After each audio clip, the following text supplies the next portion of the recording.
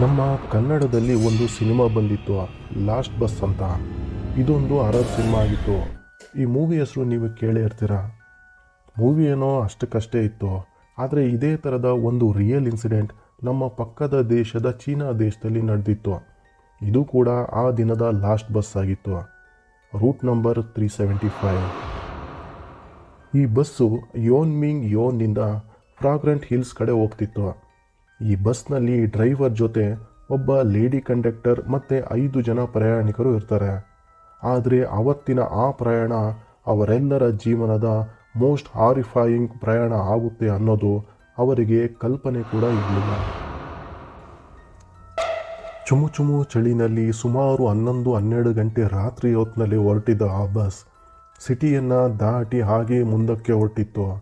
ಸುತ್ತಮುತ್ತ ವಾತಾವರಣದಲ್ಲಿ ನೀರವ ಮೌನ. ಆ ನಿಶ್ಶಬ್ದ ವಾತಾವರಣದಲ್ಲಿ ಬರೀ ಆ ಬಸ್ನ ಶಬ್ದ ಬಿಟ್ಟರೆ ಬೇರೆ ಏನೂ ಸೌಂಡ್ ಇರಲಿಲ್ಲ. ಆ ಬಸ್ನಲ್ಲಿ ಡ್ರೈವರ್ ಮತ್ತು ಕಂಡಕ್ಟರ್ ಜೊತೆಗೆ 2 ಕಪಲ್ಸ್ ಮತ್ತು ಒಬ್ಬ ವಯಸ್ಸಾದ ತಾತ ಮತ್ತು ಒಬ್ಬ ಮಧ್ಯ ವಯಸ್ಸಿನ ವ್ಯಕ್ತಿ, ಟೋಟಲ್ 4 ಜನ ಪ್ರಯಾಣ ಮಾಡ್ತಿರ್ತಾರೆ. ಹೀಗೆ ಹೊರಟಿದ್ದ ಬಸ್ ಸಡನ್ನಾಗಿ ಯಾರೋ ಬಸ್ನ ಮುಂದೆ ಅಡ್ಡ ಬಂದ ಹಾಗೆ ಆಗಿ ಡ್ರೈವರ್ ಸಡನ್ ಬ್ರೇಕ್ ಹೊಡಿತಾನೆ. ಬಸ್ನಲ್ಲಿರೋರೆಲ್ಲ ಆ ಬ್ರೇಕ್ಗೆ 1 ಸೆಕೆಂಡ್ಗೆ ಮುಗ್ಗರ್ಸ್ದಂಗೆ ಆಗುತ್ತೆ. ಯಾಕಪ್ಪ ಡ್ರೈವರ್ ಹೀಗೆ ಬ್ರೇಕ್ ಹೊಡೆದೆ ಅಂತ ಎಲ್ಲ ಕೇಳ್ತಾ ಇದ್ದಂಗೆ ಬಸ್ನ ಡೋರ್ ಓಪನ್ ಆಗುತ್ತೆ. ಆ ಬಸ್ ಒಳಗೆ 3 ಜನ ವಿಚಿತ್ರವಾಗಿ ಬಟ್ಟೆಗಳನ್ನು ಹಾಕ್ಕೊಂಡಿರೋರು ಬಸ್ ಒಳಗೆ ಹತ್ಕೊಂಡು ಬರ್ತಾರೆ. ಆ 3 ಜನರಲ್ಲಿ 2 ಆ 3ನೇ ವ್ಯಕ್ತಿ ಹತ್ತೋಕ್ಕೆ ಹೆಗಲು ಕೊಟ್ಟಿರ್ತಾರೆ. ಆ ವ್ಯಕ್ತಿ ತೂರಾಡ್ತಾ 2 ವ್ಯಕ್ತಿ ಮೇಲೂ ಕೈ ಹಾಕ್ಕೊಂಡಿರ್ತಾನೆ. ಅವನ ಮುಖ ನೆಲಕ್ಕೆ ತಗ್ಗಿಸ್ಕೊಂಡಿದ್ರಿಂದ ಅವನ ಮುಖ ಸರಿಯಾಗಿ ಕಾಣಿಸ್ತಿರಲ್ಲ.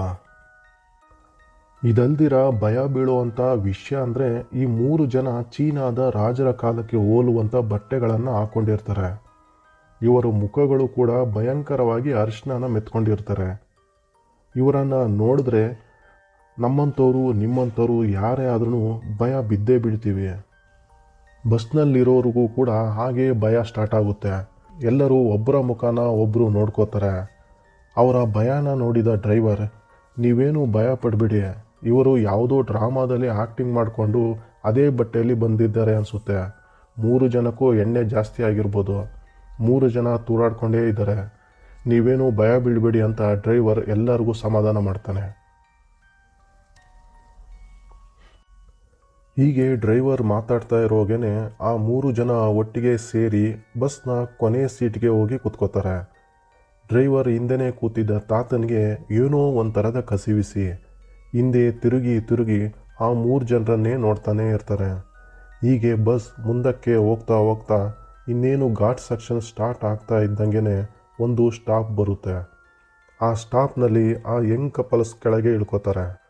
ಈಗ ಆ ಬಸ್ನಲ್ಲಿ ಡ್ರೈವರ್, ಕಂಡಕ್ಟರ್ ಜೊತೆಗೆ ಆ ತಾತ ಮತ್ತು ಆ ಒಬ್ಬ ವ್ಯಕ್ತಿ ಮತ್ತು ಆ 3 ಜನ ಮಾತ್ರನೇ ಉಳ್ಕೋತಾರೆ. ಹೀಗೆ ಸೈಲೆಂಟಾಗಿ ಹೋಗ್ತಿದ್ದ ಬಸ್ನಲ್ಲಿ ಸಡನ್ನಾಗಿ ಕಿರುಚಾಟ ಕೇಳೋಕ್ಕೆ ಸ್ಟಾರ್ಟ್ ಆಗುತ್ತೆ. ಏನಾಗ್ತಿದೆ ಅಂತ ಡ್ರೈವರ್ ಮತ್ತು ಕಂಡಕ್ಟರ್ ಹಿಂದೆ ತಿರುಗಿ ನೋಡಿದಾಗ ಆ ತಾತ ತನ್ನ ಬೆನ್ನಿಂದೆ ಕೂತಿದ್ದ ವ್ಯಕ್ತಿ ಮೇಲೆ ಕೂಗಾಡ್ತಾ ಇರ್ತಾನೆ. ಆ ವ್ಯಕ್ತಿನ ಆ ತಾತ ಬಾಯಿಗೆ ಬಂದಂಗೆ ಬೈಯೋಕ್ಕೆ ಸ್ಟಾರ್ಟ್ ಮಾಡ್ತಾನೆ. ಆಗ ಕಂಡಕ್ಟರ್ ಬಂದು ಕೇಳಿದಾಗ ಆ ತಾತ ತನ್ನ ಪರ್ಸನ್ನ ಈ ವ್ಯಕ್ತಿ ಕದ್ದಿದ್ದಾನೆ ಅಂತ ಹೇಳ್ತಾನೆ. ಆಗ ಆ ವ್ಯಕ್ತಿ ಕೂಡ ನನ್ನೇ ಕಳ್ಳ ಅಂತ್ಯ ಅಂತ ಕೋಪ ಮಾಡಿಕೊಂಡು ಅವನು ಕೂಡ ಕೂಗಾಡೋಕ್ಕೆ ಶುರು ಮಾಡ್ತಾನೆ. ಇವರಿಬ್ಬರ ಕೂಗಾಟ ಅರಚಾಟ ಕೇಳೋಕ್ಕೆ ಆಗದಿರ ಆ ಡ್ರೈವರ್ಗೆ ತಲೆ ಕೆಟ್ಟು ಆ ಘಾಟ್ ಸೆಕ್ಷನ್ ಮಧ್ಯೆನೇ ಬಸ್ನ ಬ್ರೇಕ್ ಹಾಕಿ ನಿಲ್ಲಿಸ್ತಾನೆ. ಡ್ರೈವರ್ ಕೂಡ ಬಂದು ಆ ತಾತನ ಸಮಾಧಾನ ಮಾಡೋಕ್ಕೆ ಟ್ರೈ ಮಾಡ್ತಾನೆ. ಆದರೆ ತಾತ ಯಾವುದೇ ಕಾರಣಕ್ಕೂ ಸಮಾಧಾನ ಆಗೋ ಮಾತೇ ಇರಲಿಲ್ಲ. ಆ ತಾತ ನನ್ನ ಮತ್ತು ಈ ವ್ಯಕ್ತಿನ ಬಸ್ಸಿಂದ ಕೆಳಗಿಳಿಸಿ ಇವನನ್ನು ಪೊಲೀಸ್ ಸ್ಟೇಷನ್ಗೆ ಕರ್ಕೊಂಡು ಹೋಗ್ತೀನಿ ಅಂತ ಕೂಗಾಡ್ತಾನೆ. ಇವರಿಬ್ಬರು ಏನು ಮಾಡಿದ್ರು ಸಮಾಧಾನ ಆಗೋ ಆಗಿಲ್ಲ ಅಂತ ಡ್ರೈವರ್ ಏನಾದರೂ ಮಾಡ್ಕೊಳ್ಳಿ ಅಂತ ಬಸ್ನ ಡೋರ್ ಓಪನ್ ಮಾಡ್ತಾನೆ. ಆಗ ತಾತ ಆ ವ್ಯಕ್ತಿನ ಕೆಳಗೆ ತಳ್ಳಿ ಅವನು ಕೂಡ ಬಸ್ಸಿಂದ ಕೆಳಗಿಳಿತಾನೆ. ಇನ್ನು ಇಷ್ಟೊತ್ತಿನಲ್ಲಿ ಪೊಲೀಸ್ ಸ್ಟೇಷನ್ ಹುಡ್ಕೊಂಡು ಈ ಘಾಟ್ ಸೆಕ್ಷನ್ನಲ್ಲಿ ಎಲ್ಲಪ್ಪ ಹೋಗೋದು ಅಂತ ಅಂದ್ಕೊಂಡು ಡ್ರೈವರ್ ಬಸ್ನ ಡೋರ್ ಕ್ಲೋಸ್ ಮಾಡಿಕೊಂಡು ಬಸ್ ಸ್ಟಾರ್ಟ್ ಮಾಡಿಕೊಂಡು ಹೊರಟೆ ಹೋಗ್ತಾನೆ. ಬಸ್ಸು ಸ್ವಲ್ಪ ದೂರ ಹೋಗ್ತಾ ಇದ್ದಂಗೆ ತಾತ ಸ್ವಲ್ಪ ಸಮಾಧಾನ ಆಗ್ತಾನೆ. ಅಲ್ಲಿವರೆಗೂ ಕೂಗಾಡಿಕೊಂಡು ಗಲಾಟೆ ಮಾಡ್ತಿದ್ದ ಆ ತಾತ ಈಗ ಶಾಂತ ಆಗ್ತಾನೆ. ಆದರೆ ಆ ವ್ಯಕ್ತಿ ಮಾತ್ರ ಕೂಗಾಡ್ತಾನೆ ಇರ್ತಾನೆ.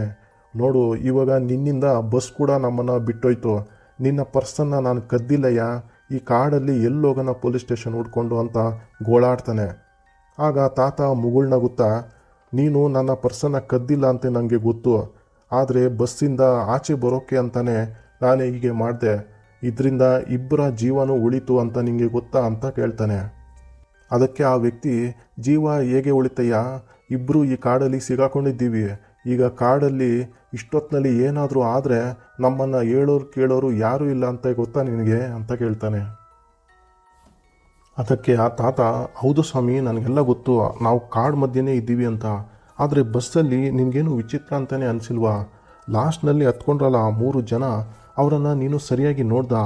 ನನಗಂತೂ ಆ 3 ಜನ ವಿಚಿತ್ರವಾಗಿ ಕಾಣಿಸ್ತಿದ್ರು. ಅದಕ್ಕೆ ಆ 3 ಜನನ ತಿರುಗಿ ನೋಡ್ತಾನೇ ಇದ್ದೆ. ಆಗ ಅವ್ರನ್ನ ನೋಡಬೇಕಾದ್ರೆ ಸಡನ್ನಾಗಿ ಜೋರಾಗಿ ಗಾಳಿ ಬಂತು. ಆಗ ಅವರ ಬಟ್ಟೆಗಳೆಲ್ಲ ಮೇಲಕ್ಕೆ ಹಾರ್ತು. ಆಗ ನನಗೆ ಅವ್ರಿಗೆ ಕಾಲುಗಳೇ ಇಲ್ಲ ಅಂತ ಗೊತ್ತಾಯಿತು. ಆ 3 ಜನ ಗಾಳಿನಲ್ಲಿ ಹಾರಾಡ್ತಾ ಇದ್ರು. ಅವರು ಮನುಷ್ಯರೇ ಅಲ್ಲ, ಅವರು ಪ್ರೇತಾತ್ಮಗಳು. ಇದೆಲ್ಲ ಗೊತ್ತಾದ್ರೂ ಏನೂ ಗೊತ್ತಿಲ್ಲ ಅನ್ನೋ ಥರ ಸುಮ್ಮನೆ ನೀನು ನನ್ನ ಪರ್ಸ್ ಕದ್ದಿದ್ದೀಯ ಅಂತ ಹೇಳಿ ನಿನ್ನ ಜೊತೆ ಜಗಳ ಆಡಿ ಬಸ್ನಿಂದ ಇಳಿಯೋ ಥರ ಮಾಡಿದೆ ಅಂತ ಹೇಳ್ತಾನೆ ತಾತ. ಇದನ್ನು ಕೇಳಿಸ್ಕೊಂಡ ಆ ವ್ಯಕ್ತಿಗೆ ಫುಲ್ಲು ಶಾಕ್ ಆಗೋಗುತ್ತೆ. ಇವೆಲ್ಲ ನೀವು ನೋಡಿದ್ರ ತಾತ, ನಾವೇನೋ ಉಳ್ಕೊಂಡ್ವಿ, ಈಗ ಹೇಗಾದರೂ ಮಾಡಿ ಆ ಕಂಡಕ್ಟರ್ ಮತ್ತು ಡ್ರೈವರ್ನ ಉಳಿಸ್ಬೇಕಲ್ಲ ಅಂತ ಮಾತಾಡಿಕೊಂಡು ಇಬ್ಬರು ಓಡೋಗಿ ಹತ್ರದಲ್ಲೇ ಇದ್ದ ಪೊಲೀಸ್ ಚೆಕ್ ಪೋಸ್ಟ್ಗೆ ಹೋಗ್ತಾರೆ. ಅಲ್ಲಿದ್ದ ಪೊಲೀಸ್ನವ್ರಿಗೆ ನಡೆದಿರೋ ಸ್ಟೋರಿ ಎಲ್ಲ ಹೇಳ್ತಾರೆ. ಹೇಗಾದರೂ ಆ ಕಂಡಕ್ಟರ್ ಮತ್ತು ಡ್ರೈವರ್ನ ಕಾಪಾಡ್ರಪ್ಪ ಅಂತ ಹೇಳ್ತಾರೆ. ಇದೆಲ್ಲ ಕೇಳಿಸ್ಕೊಂಡು ಕೂತಿದ್ದ ಪೊಲೀಸ್ನವರು, ಏನರೋ ಕುಡ್ಕೊಂಡು ಬಂದು ಇಷ್ಟ ಬಂದು ಸ್ಟೋರಿ ಹೇಳ್ತಿದ್ದೀರಾ, ಮುಚ್ಕೊಂಡು ಹೋಗಿ ಮನೆ ಸೇರ್ಕೊಳ್ಳಿ, ಇಲ್ಲಾಂದರೆ ಹಿಡ್ಕೊಂಡು ಒಳಗಡೆ ಹಾಕ್ತೀನಿ ಅಂತ ಹೇಳ್ತಾನೆ. ತಾತ ಮತ್ತು ವ್ಯಕ್ತಿಗೆ ಏನು ಮಾಡೋದು ಅಂತ ಗೊತ್ತಾಗ್ದಿರ ಅಲ್ಲಿಂದ ಆಚೆ ಬಂದು ನಡ್ಕೊಂಡು ಹೋಗಿ ತಮ್ಮ ಮನೆ ಸೇರ್ಕೋತಾರೆ. ಇದಾಗಿ ನೆಕ್ಸ್ಟ್ ದಿನ ಅಂದರೆ 15 ನವಂಬರ್ 1995ರಲ್ಲಿ ನ್ಯೂಸ್ಗಳಲ್ಲೆಲ್ಲ ಸುದ್ದಿ ಬರುತ್ತೆ.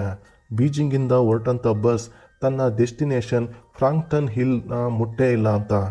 ಆ ಬಸ್ ಏನಾಯಿತು ಅಂತ ಯಾರಿಗೂ ಗೊತ್ತೇ ಇಲ್ಲ. ಆಗ ಪೊಲೀಸ್ನವರು ಆ ತಾತ ಮತ್ತು ವ್ಯಕ್ತಿನ ಮತ್ತೆ ಪೊಲೀಸ್ ಸ್ಟೇಷನ್ಗೆ ಕರೆದು ವಿಚಾರಿಸ್ತಾರೆ. ಆಗ್ಲೂ ಅವರಿಬ್ಬರು ಅದೇ ಸ್ಟೋರಿನೇ ಹೇಳ್ತಾರೆ. ಈ ಥರ ಬಸ್ ಒಳಗೆ 3 ಭೂತಗಳು ಬಂತು, ಅದನ್ನು ನೋಡಿನೇ ಈ ತಾತ ನನ್ನ ಮೇಲೆ ಜಗಳ ಆಡಿದ್ರು, ಬಸ್ನಿಂದ ಆಚೆ ಬರೋ ಥರ ಮಾಡಿದ್ರು ಅಂತ ಎಲ್ಲ ಹೇಳ್ತಾರೆ. ಇವರ ಕತೆ ಕೇಳಿ ಪೊಲೀಸ್ನವರು ಇದ್ಯಾಕೋ ಸರಿ ಇಲ್ಲ, ಇವರು ನಿಜ ಹೇಳ್ತಿಲ್ಲ ಅಂದ್ಕೊಂಡು ಅವರಿಬ್ಬರನ್ನ ಬೈದು ವಾಪಸ್ ಕಳಿಸ್ತಾರೆ. ಇದಾದಮೇಲೆ ನೆಕ್ಸ್ಟ್ ದಿನ ಅಂದರೆ 16 ನವಂಬರ್ 1995ರಲ್ಲಿ ಮಿಸ್ಸಿಂಗ್ ಆದ ಬಸ್ ನಂಬರ್ 375 ದೂರದಲ್ಲೇ ಇರೋ ಒಂದು ಕೆರೆಯಲ್ಲಿ ಬಿದ್ದಿರುತ್ತೆ. ಆ ಸ್ಪಾಟ್ನಲ್ಲಿ ಪೊಲೀಸ್ನವ್ರಿಗೆ 5 ಡೆಡ್ ಬಾಡಿಗಳು ಸಿಗುತ್ತೆ. ಆ ಡೆಡ್ ಬಾಡಿಗಳಲ್ಲಿ 2 ಡ್ರೈವರ್ ಮತ್ತು ಕಂಡಕ್ಟರ್ ಆಗಿದ್ದರೆ ಮಿಕ್ಕಿದ್ದು 3 ಬಾಡಿ ಅನ್ಐಡೆಂಟಿಫೈ ಆಗಿರುತ್ತೆ. ಅವರು ಯಾರು ಅಂತ ಗೊತ್ತಾಗೋದೇ ಇಲ್ಲ. ವಿಚಿತ್ರ ಅಂದರೆ ಆ 5 ಜನರಲ್ಲಿ ಡ್ರೈವರ್ ಮತ್ತು ಕಂಡಕ್ಟರ್ಗಳ ಬಾಡಿಗಿಂತ ಆ 3 ಜನರ ಬಾಡಿ ತುಂಬ ಕೊಳೆತೋಗಿರುತ್ತೆ. ಸತ್ತು 2 ದಿನ ಆಗಿದ್ರೂ ಆ 3 ಬಾಡಿಗಳು ತುಂಬ ಕೊಳೆತಿರುತ್ತೆ. ಇನ್ನೊಂದು ಸ್ಟ್ರೇಂಜ್ ವಿಷಯ ಅಂದರೆ ಆ ಬಸ್ ಹೋಗಬೇಕಾಗಿದ್ದು ಅಲ್ಲೇ 16 ಕಿಲೋಮೀಟರ್ ದೂರ ಇದ್ದ ಫ್ರಾಂಕ್ಟನ್ ಹಿಲ್ಸ್ಗೆ. ಆದರೆ ಆ ಬಸ್ ಸಿಕ್ಕಿದ್ದು ಮಾತ್ರ 100 ಕಿಲೋಮೀಟರ್ ದೂರ ಇರೋ ಯಾವುದೋ ಒಂದು ಕೆರೆಯಲ್ಲಿ.